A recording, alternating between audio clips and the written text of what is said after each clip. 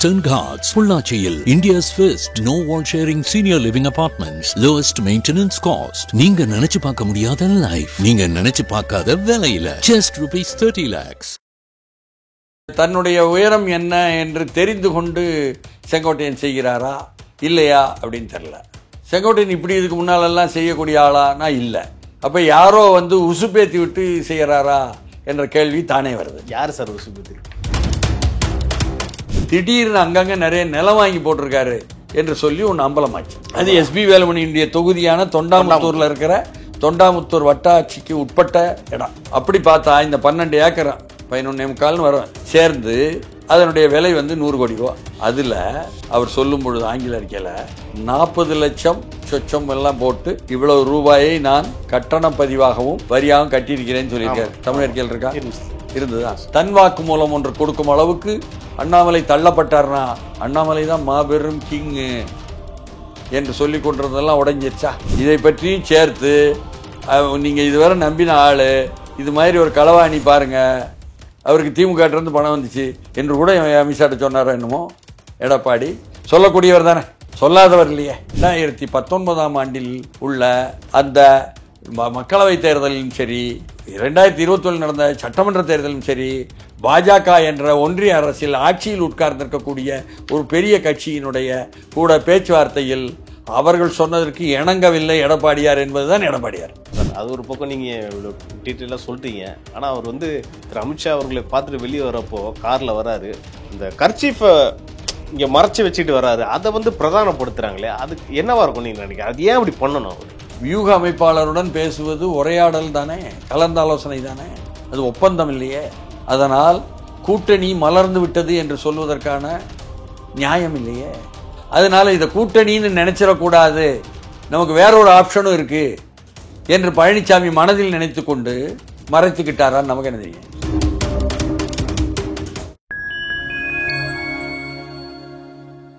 Fine time media நேயர்களுக்கு வணக்கம். இன்று நம்மோடு இணைந்திருப்பவர் மூத்த பத்திரிகையாளர் திரு TSS மணி அவர்கள். வாருங்கள், அவரிடம் அரசியல் சார்ந்த பல்வேறு கேள்விகளை முன்வைக்கலாம். வணக்கம் சார். வணக்கம். அதிமுக பொதுச் செயலாளர் திரு எடப்பாடி பழனிசாமி அவர்கள் டெல்லியில ஒன்றிய உள்துறை அமைச்சர் திரு அமித்ஷா அவர்களை போய் சந்திச்சு, அவர் மட்டும் சந்திக்கல, அவரும் சந்திச்சிருக்காரு. அப்புறம் அதிமுகவின் முன்னாள் அமைச்சர்கள் CV சண்முகம், வேலுமணி, அப்புறம் KP முனுசாமி, இப்படி பலர் அமித்ஷாவை போய் சந்திச்சிருக்காங்க. எதுக்காக சந்திச்சாங்க? ஏற்கனவே கட்சியில் செங்கோட்டையன் கெடு கொடுத்த நாளும் முடிஞ்சு போச்சு. இதை பற்றி அங்கே ஏதாவது பேசியிருப்பாங்களா சார்? இல்லை, பிரச்சனை என்னன்னா, செங்கோட்டையன் கோபிச்செட்டிப்பாளையத்தினுடைய சட்டமன்ற உறுப்பினர், ஈரோடு புறநகர் மேற்கு மாவட்டத்தினுடைய மாவட்ட செயலராக இருந்தார்னு ஆக்கிட்டார் அவருடைய செயல் மூலமே. அவர் தமிழ்நாடெங்கும் சட்டமன்ற உறுப்பினர்கள், கட்சி உறுப்பினர்கள் கிளையில் இருந்து எடுத்து மேலே வர ஓட்டு போட்டு கட்சிக்குள்ளேயே தேர்தல் நடத்தி அதன் மூலம் ஒருங்கிணைப்பாளர் OPS தான், அப்போ என்ன EPS 2 பேருக்கும் சேர்த்து வாக்களித்து அதன் மூலம் வந்தார் இல்லையா? அப்போ அதில் மேலே பொதுச் செயலராக தேர்வு செய்யப்பட்டிருக்கார்.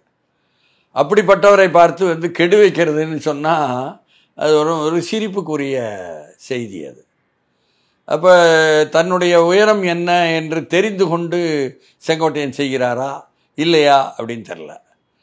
செங்கோட்டையன் இப்படி இதுக்கு முன்னாலெல்லாம் செய்யக்கூடிய ஆளானா இல்லை. அப்போ யாரோ உசுப்பேத்தி விட்டு செய்கிறாரா என்ற கேள்வி தானே வருது. யார் சார் உசுப்பேத்திருப்பா? இல்லை, கொங்கு மண்டலத்தில் EPSக்கு எதிராக, எடப்பாடிக்கு எதிராக இதுவரை உசுப்பேத்திக்கிட்டு இருந்தவர் ஒருவர். அவர் என்னன்னு சொன்னால், இப்போ என்ன சொல்லிட்டாருன்னா, EPSக்கு நல்ல கூட்டம் வருது பயங்கரமா அப்படின்னு புகழ்ந்து பேசிட்டாரு. பழனிசாமியை முதலமைச்சர் ஆக்குவதற்காக வலுவாக போராடுவேன் என்ன அப்படின்னு சொல்லி போட்டு இப்போ மாற்றி பேசுகிறாரு. நீங்கள் சொல்கிற அவர் தான் திமுக கூட்டணியும் வலுவாக இருக்குன்னு சொல்கிறாரு சார். அவரையும் சொல்கிறாரு. அப்போ அவர் யார் சார்பு யார் இல்லை என்பதெல்லாம் குழப்பமாகி அவருடைய கட்சியில் இருந்த அந்த மாஜி மாநில தலைவரை எந்த அளவுக்கு நிர்பந்தம் கொடுத்துருக்காங்க என்பது போல் தெரியுது நமக்கு. இதுவரை திமுக பக்கமோ வெளியேயோ சொல்லப்படுவதெல்லாம், அல்லது அண்ணாமலையினுடைய முன்னாள் வார் ரூம் இன்று வரை உயிரோடு இருக்குது, அது ஒரு பக்கம் நடந்துக்கிட்டே இருக்கு. சொன்னதெல்லாம் என்னதுன்னு கேட்டால் இபிஎஸ்க்கு பாஜக நிர்பந்தம் கொடுக்கிறது, இபிஎஸ் கழுத்தை நெரிக்கிறது, என்ன நிறுத்திவிடும், வழிகாட்டல் கொடுக்கிறது, இப்படி தான். ஆனால் நமக்கு இப்போ என்ன புரியுதுன்னு சொன்னால் இபிஎஸ் சார்பாக பாஜக தலைமை அண்ணாமலைக்கு நிர்பந்தம் கொடுக்கிறது, அண்ணாமலைக்கு பின்னிருந்து செயல்படுகிறது, அண்ணாமலை கழுத்தை நெரிக்கிறது அப்படின்லாம் கேட்கும். அப்போ விஷயமே வேறொரு காட்சியாக மாறிடுச்சா அல்லது முதலில் சொல்லப்பட்ட காட்சி உருவாக்கப்பட்ட ஒரு தோற்றமா? அண்ணாமலை உருவாக்கிய அந்த தோற்றம் தோற்றப்பொலிவா உண்மையா, உண்மை காட்சியா என்பது இப்போ தெரியுது. இடையில என்ன நடந்தது என்றால் அவர் திடீர்னு அங்கங்கே நிறைய நிலம் வாங்கி போட்டிருக்காரு என்று சொல்லி ஒன்று அம்பலமாச்சு. அது எஸ்பி வேலுமணியினுடைய தொகுதியான தொண்டாமுத்தூரில் இருக்கிற தொண்டாமுத்தூர் வட்டாட்சிக்கு உட்பட்ட இடம். அதிமுகவினர் யாரோ நிலம் சொல்லியிருக்காங்க சார். ஒரு குடும்பத்திட்ட வாங்குற நிலம் ஒரு 12 ஏக்கரு. அந்த நிலமும் கூட அங்கே உள்ள மார்க்கெட் வேல்யூன்னு ஒன்று அரசாங்கம் கைடிங் வேல்யூ ஒன்று கொடுக்கும். கிரவுண்ட் லெவலில் மார்க்கெட் வேல்யூ ஒன்று இருக்கும், வெளிப்படையாக உள்ளது. சும்னாச்சும் சொல்லுவாங்க இந்த அரசு பத்திரப்பதிவில், உண்மையாச்சும் ஒன்று இருக்கும், அது ஜனங்க பேசுவாங்க. அப்படி பார்த்தா இந்த 12 ஏக்கர் 11.25 வரும் சேர்ந்து அதனுடைய விலை 100 கோடி ரூபா. 100 கோடி. ஆமாங்க. அது 30 மடங்கு உண்மை விலையை விட கூட. அது உண்மை விலை என்பது எவ்வளவுன்னு சொல்லி ஆங்கிலத்தில் ஒரு கடிதம் எழுதி இதற்கு பதில் சொல்கிறார் அவசர அவசரமாக. ஐபிஎஸ் இல்லையா, அறிக்கை விட்டார் சார். ஆமாம், அறிக்கை விட்டாரா? தமிழ் அறிக்கை பார்த்தீங்களா, ஆங்கில அறிக்கை பார்த்தீங்களா? தமிழ் சார். ஆங்கில அறிக்கையில் உள்ளது தமிழ் அறிக்கையில் இல்லை. அதில் அவர் சொல்லும் பொழுது ஆங்கில அறிக்கையில் 40 லட்சம் சொச்சம் எல்லாம் போட்டு இவ்வளவு ரூபாயை நான் கட்டண பதிவாகவும் வரியாகவும் கட்டியிருக்கிறேன்னு சொல்லியிருக்காரு. தமிழ் அறிக்கையில் இருக்கா? இருந்ததா? அப்போ அப்படி அறிக்கை விடும் அளவுக்கு தன்னை நியாயப்படுத்தக்கூடிய கன்ஃபெஷன் ஸ்டேட்மெண்ட், அதுக்கு பேர் வாக்குமூலம். அப்போது தன் வாக்குமூலம் ஒன்று கொடுக்கும் அளவுக்கு அண்ணாமலை தள்ளப்பட்டார்னா அண்ணாமலை தான் மாபெரும் கிங்கு என்று சொல்லி கொண்டிருந்ததெல்லாம் உடைஞ்சிருச்சா? அது ஒரு வெறும் தோற்றப்பொலிவு தான் என்பது போல் உடைஞ்சிருச்சா? அந்த பிம்பம் கலைஞ்சிருச்சா?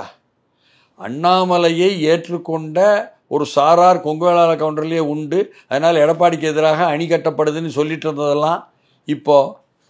ஏன்னா அந்த சமூகம் இருக்க கடுமையான அந்த காட்டு பகுதிங்க, அதில் கடுமையாக மேற்கு மண்டலத்தில் உழைச்சி கடுமையாக உழைச்சி தங்களுடைய நிலத்தையும் நல்ல பண்படுத்தி அப்புறம் அத்திக்கடவு அவினாசி திட்டமெல்லாம் கொண்டு வர்றதெல்லாம் பழனிசாமி என்று பழனிசாமி மேலே ஈர்ப்புள்ளவங்க. வெறும் சாதிக்காக இல்லை, சாதிக்கிறார் என்பதற்காக. கலைஞர் தான் சொல்வார், தன் கூட சாதி கட்சிகள் வந்தாச்சுன்னு சொன்னால் அவை சாதி கட்சிகள் அல்ல, சாதிக்கும் கட்சிகள் பேர். இவருக்கு எதிராக போயிட்டாங்கன்னு சொன்னால் அவை சாதி கட்சிகள் பேர். அது கலைஞருடைய வார்த்தை ஜாலத்தில் தான் இருக்கும். அப்படி அங்கே சாதித்தல் என்பது உள்ள விஷயத்தை பார்க்கணும். அதில் இவருக்கு அவர்கள் மத்தியில் நேர்மை இல்லாமல் இப்படியெல்லாம் இவ்வளவு வாங்குவதற்கு எங்கே இந்த பணம் வந்துச்சு? அப்போ அவரை விமர்சனமாக பார்க்குறவங்க என்ன சொல்கிறாங்க, ஒரு இடத்துல என்னையா இப்போ அம்பலமாயிருக்கு, மேற்கு தொடர்ச்சி மலையில் இதுமாரி நிறைய பண்ணியிருக்காரு, எங்கெல்லாம் கேள்வி வந்துருச்சு, இப்போ தோண்ட ஆரம்பிச்சிட்டாங்க. ஒருவேளை இதை பற்றியும் அமித்ஷாட்ட அவர் பேசிக்கலாமா எடப்பாடி அவர்கள்? இதை பற்றியும் சேர்த்து நீங்கள் இதுவரை நம்பின ஆள் இது மாதிரி ஒரு களவாணி பாருங்கள், அவருக்கு திமுகட்டிருந்து பணம் வந்துச்சு என்று கூட அமித்ஷாட்ட சொன்னாரோ என்னமோ. எடப்பாடி சொல்லக்கூடியவர் தானே, சொல்லாதவர் இல்லையே. திமுக இவ்வளோ தூரம் ஊழல் பண்ணுது, சட்டம் ஒழுங்கு கெட்டு போச்சு, உள்துறையிலிருந்து என்ன நடவடிக்கை எடுக்கீங்க என்பதையும் சொல்லியிருப்பார் தானே. நீங்கள் பாஜகவில் இருந்து அவரை சேர்க்கணும் இவரை சேர்க்கணும்னு சொல்லிக்கிட்டு இருக்கீங்களே, அதுக்காக நீங்கள் முக்குலத்தோர் ஓட்ட சொல்கிறீங்களே. நான் தான் அவங்க பெரிய ஆளாக நினைக்கக்கூடிய பசும்பொன் தேவருக்கு பாரத ரத்னா கொடுக்கணும்னு சொல்லியிருக்கேன், அதை கொஞ்சம் கொடுங்க என்று மனுவில் எழுதி கொடுத்தாருன்னு செய்தி வந்துச்சு. அதனால இவர் என்ன சொன்னார் என்ன பேசினார் என்பதில் நாம் அடங்கி போனவர் எடப்பாடி என்று சொல்வதற்கான நியாயம் இல்லை. ஏன்னு கேட்டால் 2019ஆம் ஆண்டும் 2021ஆம் ஆண்டும் பாஜகவினுடைய டிமாண்டுன்னு சொல்கிறான்ல, கோரிக்கைகள், அதற்கு அடங்கி போல எடப்பாடி. உங்களுக்கு 2011ஆம் ஆண்டு திராவிட முன்னேற்ற கழகத்தின் மீது மன்மோகனுடைய ஆட்சியில், மன்மோகன் சிங் ஆட்சியில் அப்பொழுது இங்கே மாற்றம் கொண்டு வரப்படும் பொழுது, தயாநிதி மாறன் ஆர் ராஜாவுக்கு மாற்றம் கொண்டு ஐடி செக்டார் வரும் பொழுது, தினகரனில் இருக்கக்கூடிய செய்தியை ஒட்டி அங்கே மோதல் அதை ஒட்டி அந்த மாற்றத்தை கலைஞர் கொண்டு வந்த நேரத்தில் ஒரு கார்ப்பரேட்டுக்கு பெயர் டாட்டா, இன்னொரு கார்ப்பரேட்டுக்கு பிறகு என்ன இவங்க அம்பானி என்று வந்துச்ச ரிலையன்ஸுன்னு, அதில் யாருக்கு கொடுப்பது அந்த தலைமுறை, இரண்டாம் தலைமுறை என்ற அந்த ஸ்பெக்ட்ரத்தை என்பதில் வந்திருக்கக்கூடிய முதலில் வந்தவருக்கு முதலில் கொடுப்பது என்பதில் வந்த மோதல் என்று எல்லாரும் திமுக தான், ரெண்டு பக்கமும். இந்த பக்கம் உள்ள திமுக அமைச்சராக வந்தவருக்கு எதிராக அந்த பக்கம் அமைச்சர் பதவி போனவர் அவருடைய நாளேட்டிலும் அவருடைய ஊடகத்திலும் காட்சி ஊடகத்திலும் தான் வெளிப்படுத்தி அம்பலப்படுத்தினது. இது தெரியுமில்ல? அப்போ ரெண்டு கார்ப்பரேட்டுக்குள்ள மோதல் தான் இங்கே வந்தது, கழகத்துக்குள்ளேயும். அதை ஒட்டித்தான் அந்த அச்சு ஊடகத்தில் நடந்த மோதலில் பலியானது இல்லையா? இத்தனை விஷயங்கள் நடந்த ஒரு சூழல் நேரத்தில் நீங்கள் வழக்கையும் அதற்காக போட்டு, அதாவது ஒன்றிய காங்கிரஸ் அரசாங்கம் தலைமை தாங்கிய அரசாங்கம், ஒன்றிய ஆட்சிக்கு திமுகவை கூட்டணியில் வைத்திருந்த அரசாங்கம், அமைச்சரவை கொடுத்த அரசாங்கமே வழக்கு போட்டுச்சு இல்லையா? அந்த வழக்கு போட்ட அளவுக்கு செய்ததில் ப. சிதம்பரம் இருக்கிறாரு. அவருடையது எப்பொழுதுமே காங்கிரஸுக்கு அவரோ அவர் பையனோ அந்நியமான ஒரு சூழல் தான் இன்னி வரை இருக்கு. தாமரையில் என்ன ஒட்டாத தண்ணீர் போல இல்லையா? அப்படிப்பட்ட நேரத்திலேயே உடனடியாக சிபிஐயினுடைய விசாரணை ஒருபுறமும், அதே சமயத்தில் என்ன கீழே காங்கிரசுடன் பேச்சுவார்த்தையில் சட்டமன்றத்தில் 63 தொகுதிகளை அள்ளி கேட்டார்கள் என்று சொல்லி கொடுத்த ஒரு ஆட்சியும் நடந்தது. ஆனால் அதே சமயம் 2019ஆம் ஆண்டில் உள்ள அந்த மக்களவை தேர்தலிலும் சரி, 2021 நடந்த சட்டமன்ற தேர்தலும் சரி, பாஜக என்ற ஒன்றிய அரசில் ஆட்சியில் உட்கார்ந்திருக்கக்கூடிய ஒரு பெரிய கட்சியினுடைய கூட பேச்சுவார்த்தையில் அவர்கள் சொன்னதற்கு இணங்கவில்லை எடப்பாடியார் என்பதுதான் எடப்பாடியார். பொருத்தி பார்க்கணும்ல, ரெண்டையும் உதாரணம் போட்டு பார்க்கணும்ல, ஒப்பிடணும்ல. அதுதானே அரசியல், அதுதானே வெளிப்படைத்தன்மை. நம்ம யார் பக்கமும் இல்லை, ஆனால் உண்மையை சொல்லி உண்மையை போடணும்ல மேசை மேலே. அதை ஊடகவியலாளர்கள் செய்யாதனால தானே மக்களுக்கு விவரங்கள் போக மாட்டேங்கு. அப்படி போட்டு பார்த்த ஒரு சூழலில் இன்றைக்கு பழனிசாமி போய் என்ன பேசினார் என்று பழனிசாமி வெளியே சொல்வதற்கில்ல, அதை தாண்டி இல்லை அமித்ஷா கூட்டி விட்டாரு, அமித்ஷா இங்கே மிரட்டி விட்டாரு, அவருக்கு கீழே தான் இவருன்னு சொல்வதற்கான ஆதாரங்கள் இல்லையே, அது விருப்பங்கள் தானே. சார், அது ஒரு பக்கம் நீங்கள் இவ்வளோ டீட்டெயிலாக சொல்லிட்டீங்க. ஆனால் அவர் திரு அமித்ஷா அவர்களை பார்த்துட்டு வெளியே வரப்போ காரில் வராரு, அந்த கர்ச்சீஃபை இங்கே மறைச்சி வச்சுட்டு வராரு, அதை பிரதானப்படுத்துகிறாங்களே, அதுக்கு என்னவா இருக்கும் நீங்கள் நினைக்கிறீங்க? அது ஏன் அப்படி பண்ணணும்? அவர் பாஜகவினுடைய அதிகாரபூர்வமான பேச்சுவார்த்தையை அதிகாரபூர்வமான பொறுப்பில் உள்ளவர்கள், பதவியில் உள்ளவர்கள் தானே நடத்தாங்க. அப்படி எதுவும் இல்லைல்ல அமித்ஷா? இல்லை, அவரை என்ன சொல்கிறாங்க? வியூக அமைப்பாளருங்காங்க. சாணக்கியர்லாம் சொன்னாங்க தெரியல, வியூக அமைப்பாளருங்காங்க. வியூக அமைப்பாளருடன் பேசுவது உரையாடல் தானே, கலந்த ஆலோசனை தானே, அது ஒப்பந்தம் இல்லையே. அதனால் கூட்டணி மலர்ந்து விட்டது என்று சொல்வதற்கான நியாயம் இல்லையே. அதனால இதை கூட்டணின்னு நினைச்சிடக்கூடாது, நமக்கு வேற ஒரு ஆப்ஷனும் இருக்கு என்று பழனிசாமி மனதில் நினைத்து கொண்டு மறைச்சுக்கிட்டாரான்னு நமக்கு என்ன தெரியும்? இப்படியும் பார்க்கணும்ல. பத்திரிகையாளர்கள், ஊடகவியலாளர்கள் இதை பார்த்துட்டு இந்த படத்தை எடுத்து போட்டு கூட்டணி தான், நாமும் பாஜகவும் தான் கூட்டணி, அதிமுகவும் என்ற செய்தியை பரப்பிடுவாங்களே என்று. அது மலரவே இல்லையே. நாம் உடன் செல்லணும்னு அவசியம் இல்லையே, நாம் உரையாடணும் என்பது அவசியம் இருக்க. உடன் செல்லாமல் இருப்பதற்காக கூட நாம் பிரிந்துக்கலாமே. அது கூட போய் அவர்கிட்ட போய் சொல்லியிருக்கலாம் நீங்க சொல்றீங்க. ஏன் சொல்லக்கூடாது? இன்னொரு ஃபேக்டரான திரு எடப்பாடி பழனிசாமி அவர்கள் தான் திரு அமித்ஷாவுக்கு போய் எச்சரிக்கை கொடுத்திருக்கின்ற மாதிரி தான் சார் உங்க ஸ்டேட்மெண்ட் இருக்கு. எச்சரிக்கை அல்ல, பரிமாற்றம்னு எடுத்துக்கோங்களேன். புரிஞ்சுக்கிடுங்கடா அப்படின்னு சொல்ற மாதிரியும் இருக்குல்ல. தப்பு தப்பா ஆர்எஸ்எஸ் காரங்களும் என்ன குருமூர்த்தியும் சொன்னதை கேட்டுக்கிட்டு இருக்காதீங்க, அப்படி இல்லை யதார்த்தம் சொல்லுமே இருக்கலாம்ல. முக்குளத்தோர் வாக்குகளுக்காக பிரிந்தவர்களெல்லாம் சேர வேண்டும் என்று பாஜகவில் இருந்து வலியுறுத்துகளை ஆர்எஸ்எஸ் சொன்னதற்காக அதில் நான் டிடிவியையும் ஓபிஎஸ்ஸையும் எப்படி ஏற்க முடியும்? அவர்கள் இந்த ஆட்சியை, என் தலைமையிலான ஆட்சியை என்ன கவிழ்ப்பதற்குத்தானே வேலை செய்தார்கள் என்பதை அவர்கள் சுட்டி காட்டிட்டார்ல, சுட்டி காட்டிட்டு தானே போனார்.